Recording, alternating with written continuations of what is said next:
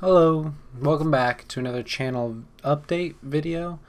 We're just kind of going to be chilling. It's like a podcast episode, so just sit back, grab your water, grab your Cheetos, I don't know, grab whatever you need to grab, because we're just going to be talking today. Little channel update in terms of how things are doing. So basically, right, school has started, it has officially begun, which means that I'm going to start getting more homework, start getting more stuff. And I know like the last couple weeks haven't exactly been good for channel uploads, but in terms of how that is all kind of squeezed out, not great, but now we're at a point where videos can come out on a regular basis if I plan it into my schedule with school and everything. There shouldn't be too much school work that would inhibit everything, but I think that it is important to carve out that time, editing and putting everything together for a video. I say editing, like those Fire Red episodes even have much, but yeah, so I think that it's going to come down to stuff like whether or not the video gets recorded on time, whether or not it gets properly uploaded and everything. So yeah, so that's kind of where I'm standing on how everything's going to work out.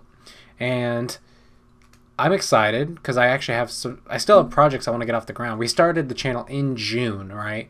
So that is actually kind of important as to where we're going to go on from here. So because it took 2 months to do this Fire Red Let's Play, which I am recording the last couple episodes for this week. Should be done this week. And then Fire Red's done, which means we have a new project to work on along with the reviews. And I do have some reviews for this week. You'll see me in this same shirt if you watch any multiple episodes, because that is what we'll be doing, pre-recording for the week for school and everything. So, for instance, for a little update, I got two or three reviews, not including the one I want to talk about today. 2 or 3 reviews of movies and TV, and then the Fire Red. But once Fire Red's done completely, I think I know what game I want to play next, and also want to work on streaming as well. Formatting OBS to make it the best it can be with everything. Have scenes that will actually switch over. That would actually be really important and really good to have. So that's exciting. I do hope to stream at some point because I'm going to have more time. A lot of my friends did go off to college, big deal. So what that means is that I got a lot of free time, and free time means making money time. So yeah, we should be rocking and rolling with some streams where I can hopefully introduce myself to more people out there in the world and get some stuff done in terms of growing the channel. And that's always nice. It's always a good thing you try to do. So that being said, streaming I want to start doing pretty soon. Playing the next game, it's going to be more of a story-based game, which it will be exciting because in Fire Red you have the battles to kind of commentate over, but otherwise it's kind of just you move from A to B. But there's going to be more to talk about in terms of the next game that we play for sure.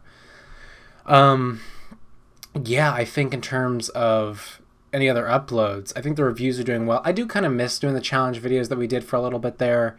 Maybe I'll do one every now and then, kind of incorporate it.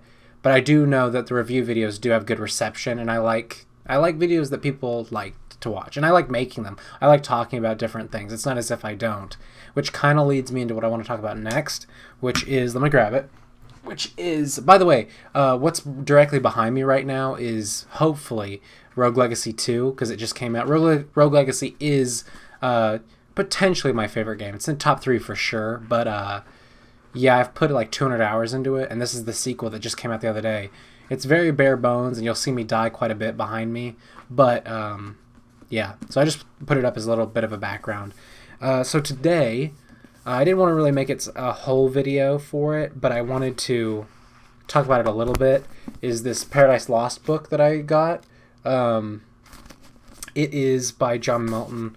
Obviously, it's a very classical book. I mean, that's why it's the classic section of the store that I got it from.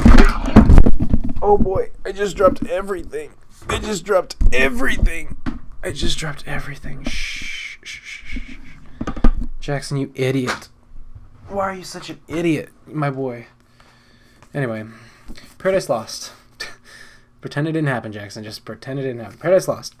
Yeah, like I was saying, classic author, classic book, classic poetry. Stages around the effect of the Garden of Eden and that whole story, Genesis. And it kind of frames it by setting up the battle that was before between the angels and the demons, Lucifer and the Father. Very important to me just because I am like kind of addicted to those kind of stories about good and evil in terms of the Bible. I like Bible story. I like the idea of talking about what goes on behind the scenes with these Bible stories and the kind of the psychological implications. And you do get to see that with Adam and Eve speaking on what's happening with them in a very succinct way, because as a poem, you get to see all of the little like different strokes that they take to paint a beautiful picture of a unique story. Unique in the sense of, I guess, the Bible. The creation story is not very unique with all the other religions.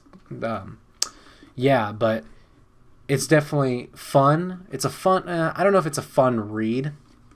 I only say that because, I mean, I don't want to just like spoil or read anything, but like you have stuff like this. Let's ruin my green screen for a second. Hold on, let me see. Can you focus? Yeah, there you go. Stuff like that where you're just kind of, you know, that's a bit of a thing to slug through. And sometimes the wording can kind of make you not be as focused or whatever, but it's always still fun to read a book like this and really try and understand as much as you can. I find it fun when you have that challenge of you get something in and you're like, can I put together what these words mean to me, and then see if they make total sense, right? Definitely interesting how the story got put together. John Milton, obviously, took him a long time to write it. He was a 1600s author, I think. And yeah, it was one of his, or it is his magnum opus in terms of his poems. But yeah, it's a great story. And I've really been trying to read more classics this year. I've been trying to really read more in general, you know. I set a goal of 25 books throughout the year, and I think once coronavirus came around, it kind of derailed everything. I kind of just turned into like a little slob. I didn't do much of anything. But yeah, I can tell you what I've read. I've read Star Wars Aftermath, which is just a Star Wars, like not fan fiction, obviously, because it's an actual book with the rights to Star Wars. But yeah, it's just kind of, where are we post Palpatine's, you know, destruction? Where will the galaxy sit? I read the first Lord of the Rings, plan on reading all 3 of those by the time this year ends. Plus I have a teacher this year who is very versed in Lord of the Rings, wrote his thesis on it, so I kind of wanted to do it just to be in the know, because, you know, why not? I read a Star Trek book called Indistinguishable from Magic. Was not a fan pretty much at all. Unlike Star Wars Aftermath, it wasn't directly licensed for Star Trek, and the author kind of just does this thing where, you know, he pulls on obvious cliches from Star Trek that he can obviously just pull from and say, well, you know what this means, so here you go. And that kind of stuff isn't really my forte in terms of writing. I'd rather it be more subtle in terms of writing style. Like I said, Paradise Lost. Then we have this book called The Parker Ranch of Hawaii. On the Big Island, there's this big ranch. It used to be like one of the biggest ranches that has cattle and all that sort of stuff. And it was kind of the story of the lineage there. Just because I know the area a lot, I travel there frequently. And so it was interesting to read something about that. Then we have The Song of Susanna, Stephen King, Dark Tower, Song of Susanna. That book obviously is set in the Dark Tower series, and there's only one more after that, which I'm going to read this year for sure. The Dark Tower, like, that's it. That's just what it's called. Book 7 or 8, The Dark Tower. And that's the finale. I hear it has some controversial endings. I don't know what they are, so I can't really spoil it, but I'm very excited. I think I'm going to read it for my birthday this year, just like, because my birthday's on a weekend, and I know, like, people would be like, you're going to read for your birthday, but yeah, it'd be fun. If I have no big plans or anything going on, I think I'll just sit down, read that book, have fun with it. Yeah, because it's a big deal. I've spent the past couple years, like 2 or 3 years, reading all the books.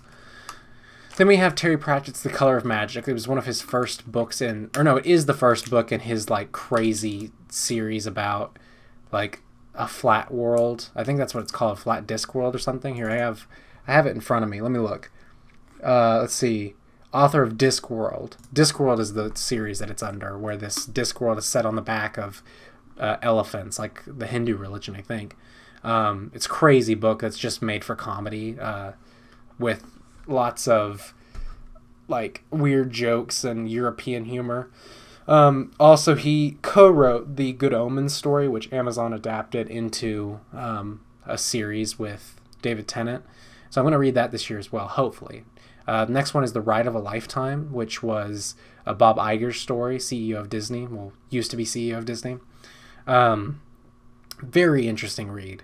Very interesting to see how he kind of got all of these brands together. Not Pixar specifically. Well, I don't know. No, I don't think it was Pixar. I know for sure Star Wars, Marvel, and 20th Century Fox, because that was the newest one. But yeah, it kind of tells about those deals and how he made them and how his rise to the top was, and advice for people. A good book. I will definitely say good book. And people kind of painted it as this man not necessarily being evil, but like when he made the deal with George Lucas was sad, and that's detailed in the book. And I don't know, I have respect for Bob Iger. I think he did a great job for the company and made it kind of this juggernaut that it is today. Last one is the other Dark Tower. I read 2 this year. The other one was Wolves of the Kala, which is the one right before Song of Susanna, which I don't think I liked as much, but it had a lot of action. It had lightsabers, the Harry Potter snitch. It's a big story. I recommend it. Can't really talk about those books because I'd have to reread the first one. It's been a couple years, so I'd have to reread the first one and then start over. Kind of what I did with Harry Potter, which I will be reading the second book and talking about it at some point. I do want to talk about more books. I think it's definitely important.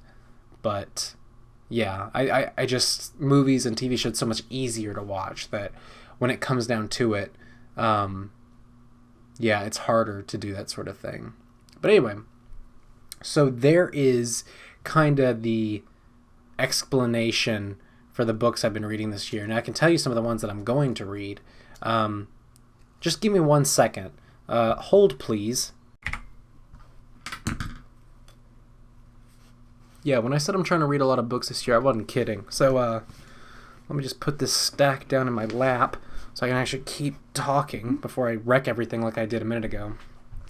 So here's some of the books that I'm actually like going to try and read. So the first one that I just grabbed a pile because I have a bunch of books that I'm trying to read through because I have this weird problem with buying notebooks and books in general from like Barnes & Noble. Like just going in there, like I just can't help myself. And I do plan on reading all of them. It's just, one book at a time. So first one, like I said, Good Omens, there it is. Plan on reading that relatively soon because it's a comedy-based book. Then we got Lord of the Rings, Book 2, Two Towers. Can't wait to read that one. Thank you, Green Screen, for just completely not working at this point. Yeah, you got Two Towers. Second book. I have to read that relatively soon because I read Fellowship and I have to make sure I don't completely forget about it. This is the one I'm currently reading. This is the only book I'm currently reading.